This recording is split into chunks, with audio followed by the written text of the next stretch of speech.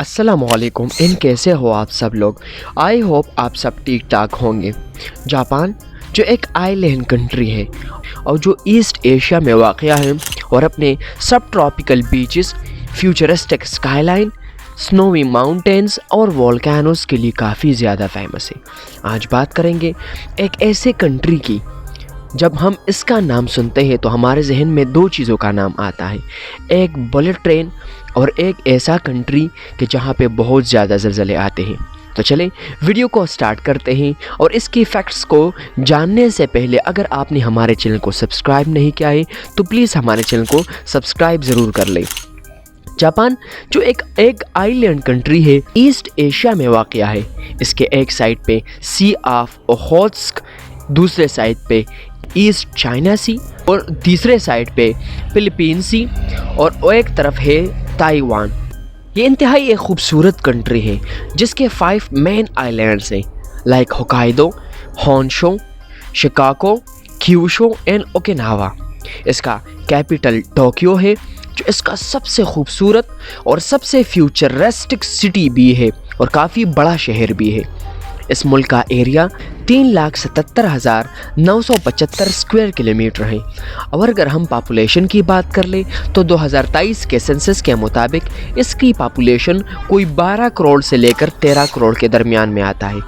इसका GDP per capita के लिहाज से $52,120 है। करेंसी यहाँ पे येन यूज़ होती है, UTC प्लस है और यहाँ पे ड्राइविंग लेफ़्ट साइड है और इस एरिया का कॉलिंग कोड जो है +81 है।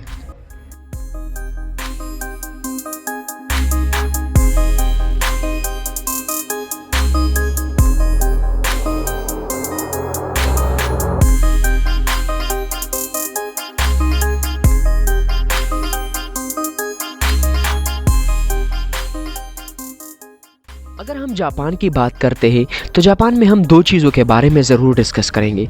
एक ऐसा मुल्क जहाँ पे हर जगह पे आपको रोबोट्स, हर जगह पे आपको मशीन्स नज़र आएंगे, और दूसरा ऐसा मुल्क जहाँ पे बहुत ज़्यादा ज़लज़ले आते हैं। लेकिन उससे पहले हम कुछ जनरल बातों का जिक्र करते हैं कि यहाँ पे तकरीबन 125 मिलियन इनहैबिटेंट्स हैं। ये दुनिया की 11th मोस्ट पॉपुलस कंट्री है। यहाँ पे 47 एडमिनिस्ट्रेटिव प्रीफेक्चर्स हैं जिसको हम प्रोविंसेस के नाम से आप जुड़ सकते हैं और 8 रीजन्स हैं। टोक्यो इसका मोस्ट पॉपुलस सिटी भी है और फाइनेंशियल सेंटर भी है क्योंकि टोक्यो में आपको हर जगह में कारखाने और बड़े बड़े इंडस्ट्रीज़ आपको मिल सकते हैं। इस कंट्री की मिलिट्री का भी पूरी दुनिया में राज है, पूरी दुनिया में पहचाना जाता है। यहाँ का स्पेशल फोर्स पूरी दुनिया में उसका एक नाम है।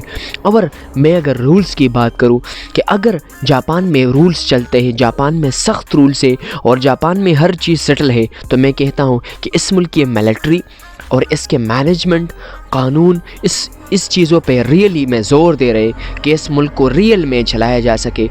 और अगर हम जापान में हर तरह के कानून देखते हैं, एक पूरे मुल्क को सेटल देखते हैं, मैनेज देखते हैं, तो उसके पीछे वजह एक अच्छा गवर्नमेंट और एक अच्छा कानून है। जापान के सबसे यूनिक फैक्ट्स की अगर हम बात कर ले तो यहाँ पे एक पार्लिमानी निज़ाम है। यहाँ पे मोटापे पे सख्त पाबंदी है, मतलब आप मोटा नहीं हो सकते। ओबेसिटी पे फ़ाइन है, मतलब मोटापे पे फ़ाइन है, आप मोटा नहीं हो सकते। आपने अपनी बॉडी को फिट रखना है। यहाँ पे आपने कहीं पर भी मेडिसिन्स आप नहीं ले जा सकते क्योंकि मेडिसिन एक जगह से दूसरी जगह ले जाने पर भी पाबंदी है।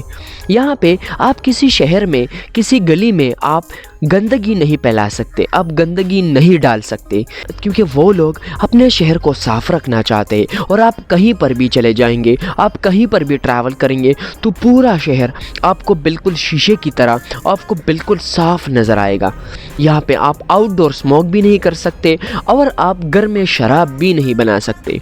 और इसके अलावा हज़ारों और फैक्ट्स हैं जो जापान के साथ रिलेटेड हैं। एक और फैक्ट जो सबसे मज़े का फैक्ट है और रियली आपने शायद ये सुना होगा کہ جاپان میں آپ لڑکی کو رینٹ پہ بھی لے سکتے ہو۔ مطلب کسی اور ملک میں چلے جائیں تو ہمیشہ یہ سوچ ہوتا ہے کہ یار میں کسی گرل فرینڈ کو یہ کیسے میں بناؤں گا، لیکن جاپان میں یہ چیز بڑی آسان ہے۔ اگر آپ کے پاس پیسہ ہے، اگر آپ کے پاس منی ہے تو آپ بڑی ایزی کسی آن لائن ویب سائٹ سے آپ لڑکی کو، آپ کسی اچھی گرل فرینڈ کو رینٹ پہ لے سکتے ہو، چاہے 10 گھنٹوں کے لیے ہو، چاہے پوری دن کے لیے ہو، چاہے مہینے کے لیے ہو۔ اس کا پورا آپ کو بائی ڈیٹا مل جائے گا اور کافی سیف بھی ہے، آپ بالکل کر سکتے ہیں اور لیگل بھی ہے۔ عموماً اس کی پرائس شروع ہو جاتی ہے پر ڈے کے لحاظ سے $300 سے لے کر $500، $600 اور پھر اس کے اوپر ہو سکتا ہے۔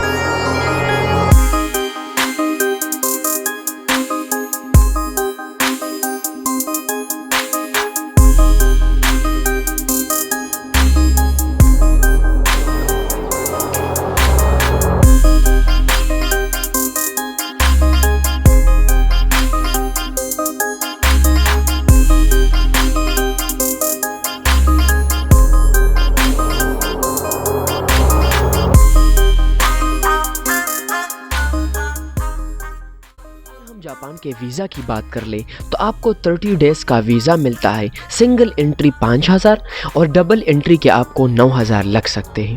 آپ کو عموماً passport, invitation letter, travel itinerary, hotel reservation اور عموماً آپ کو تقریباً 6 منتھ کا بینک سٹیٹمنٹ آپ کو چاہیے، اور آپ کے بینک میں عموماً 2 لاکھ سے لے کر 10 لاکھ روپے پیسے ہونے چاہیے، کیونکہ کہیں نہ کہیں پر آپ سے یہ بھی پوچھ سکتا ہے، آپ کے پاس یہ بینک میں ضرور ہونے چاہیے۔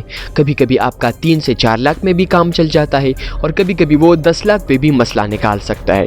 تو ویزا یہاں کا لینا تھوڑا سا مشکل ہے، لیکن اگر آپ کو ملتا ہے تو آپ ضرور بڑے لیول کا ٹریول کر سکتے ہیں۔ جاپان ایک ایسا ملک ہے جہاں پہ آپ کہیں پر بھی چلیں گے تو آپ کو ایک چیز کافی زیادہ نظر آئے گی، اور وہ ہے یہاں کے وینڈنگ مشینز۔ وینڈنگ مشین یہاں کا ایک ایسا مشین ہوتا ہے جہاں پہ نہ اس کے ساتھ کوئی کڑا نہیں ہوتا، بلکہ ایک مشین ہوتا ہے ریفریجریٹر کی طرح، اور اس میں بہت سی چیزیں رکھی ہوتی ہیں۔ آپ نے بھائی ڈائل کرنا ہے کہ آپ کو کون سا چیز چاہیے، پیسے ڈالیں اور آپ کو وہ چیز مل سکتی ہے۔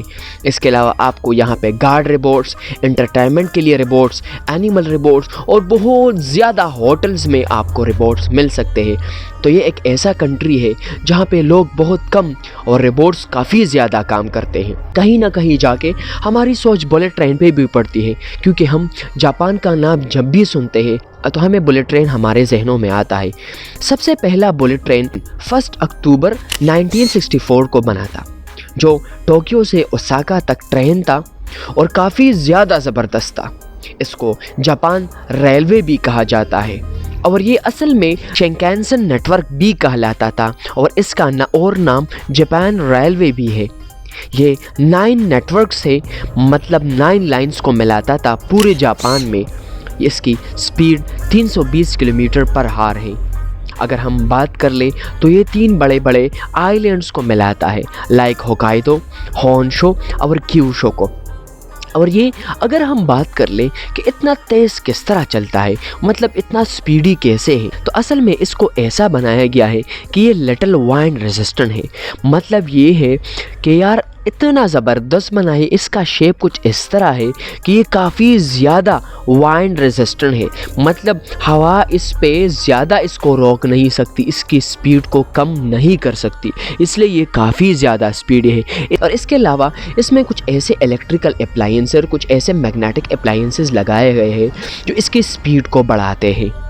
اگر ہم جاپان میں خوبصورت اور بیوٹیفل پلیسز کی بات کر لیں تو سب سے پہلے نمبر پر ٹوکیو کا نام آتا ہے۔ ٹوکیو اصل میں ایک کلچرل سٹی ہے۔ اگر آپ جاپان کا ریئل میں کلچر دیکھنا چاہتے ہیں، یہاں پہ آپ فیوچرسٹک کچھ سٹیز دیکھنا چاہتے ہیں، کچھ چیزیں ایکسپلور کرنا چاہتے ہیں، تو آپ کے لیے ٹوکیو کافی زبردست ہے۔ اس کے علاوہ اراشیاما بیمبو گرو ہے، جو ایک بیمبو فارسٹ ہے، کیوٹو میں واقع ہے، اور آپ بیمبو کو کافی زیادہ ایکسپلور کر سکتے ہیں۔ بیمبو کا بڑا فارسٹ ہے اور یہاں پہ آپ لیول کے مزے لے سکتے ہیں۔ تیسرے نمبر پر ماؤنٹ یشینو، جو یہاں پہ کلرفل گھر ہیں، یہاں پہ کافی زیادہ نظارے اور کافی کلرفل لیول کے سین دیکھنے کو ملیں گے۔ चौथे नंबर पर लेक कुशारो जो होकाइडो में वाक़या है। पाँचवें नंबर पर हिरोशिमा और नागासाकी को आप विज़िट कर सकते हैं, क्योंकि ये काफ़ी ज़्यादा हिस्टोरिकल सिटीज़ है। हिरोशिमा नागासाकी पे बम कैसा गिरा था और किस लेवल पे गिरा था, और अगर गिरा था तो इसने कितना नुकसान किया है, कैसी हिस्ट्री है, आप रियल में फील ले सकते हैं। आप इस सिटी को एक बार घूमेंगे तो आप जापान के रियल हिस्ट्री को समझ सकते हैं। इसके अलावा शिकागो फ्लावर पार्क है, शिबुया क्रॉसिंग है, ब्लू लेक है जो होकाइडो में वाक़या है। इसके अलावा और ज़बरदस्त आइलैंड्स आप विज़िट कर सकते हैं और काफ़ी ज़बरदस्त मज़े ले सकते हैं जापान के, कि यार जापान किस लेवल पे ऑपरेट करता है। और यार इसके अलावा और ऐसे अनयूजुअल और ऐसे वियर्ड प्लेसेस है कि जो पूरी दुनिया में आपको कहीं पर भी नहीं मिलेंगे। पूरे जापान में मतलब हर जगह पे तो आपको फ्यूचरिस्टिक बिल्डिंग नज़र आती है, लेकिन इसके अलावा पूरे जापान में 98 एयरपोर्ट्स है। इसमें कुछ डोमेस्टिक एयरपोर्ट्स है, और अगर आप पाकिस्तान से ट्रैवल करते हैं तो भाई इतिहाद एयरवेज़ आपको काफ़ी चीप पड़ सकता है। आपको कनेक्टिंग फ़्लाइट लेनी है, इस्लामाबाद से भी मिल सकती है और लाहौर से भी मिल सकती है। तो राउंडली इसका टिकट मिलता है कुछ 1,20,000 से लेकर 1,50,000 तक हो सकता है। अब जैसे ही मैंने वीडियो में बताया कि पूरे जापान में आप गर्ल्स रेंट पे ले सकते हैं। पूरे आपको वेबसाइट्स नज़र आएंगी, आपको वेबसाइट मिलेंगी, आप उस पे जापानीज़ किसी भी गर्ल को रेंट पे ले सकते हैं। लेकिन जापानीज़ जो लोग होते हैं वो काफ़ी सेल्फ रिस्पेक्टेड होते हैं, काफ़ी ज़्यादा वेल एजुकेटेड होते हैं, और आपके साथ इतनी नरमी से बात करते हैं कि यार आपको मेहमान नवाजी का रियल में पता चलेगा। कहीं ना कहीं उसमें चाइनीज़ का लुक मिलेगा। बॉडी के फीचर्स और बॉडी जो फिट होती है वो बिल्कुल चाइनीज़ जैसे होती है। जापान में लड़के और लड़कियां बराबर नहीं है। मतलब ये है कि अगर हम ऐसे ही बात कर ले तो 40% लड़कियां कम कमाती है लड़कों से। इसका मतलब है कि लड़के काफ़ी ज़्यादा काम करते हैं और उसको काफ़ी ज़्यादा पैसे मिलते हैं बनिस्बत लड़कियों को। और वैसे जापान तो बहुत खूबसूरत है। अगर हम बहुत सी बातें कर लें, अगर हम हज़ारों भी इसके फैक्ट्स की बात कर लें तो भाई जापान की वीडियो काफ़ी ज़्यादा लंबी हो जाएगी। लेकिन अगर आपको वीडियो अच्छी लगी है तो प्लीज़ वीडियो को लाइक करें, शेयर करें और सब्सक्राइब ज़रूर कर लें।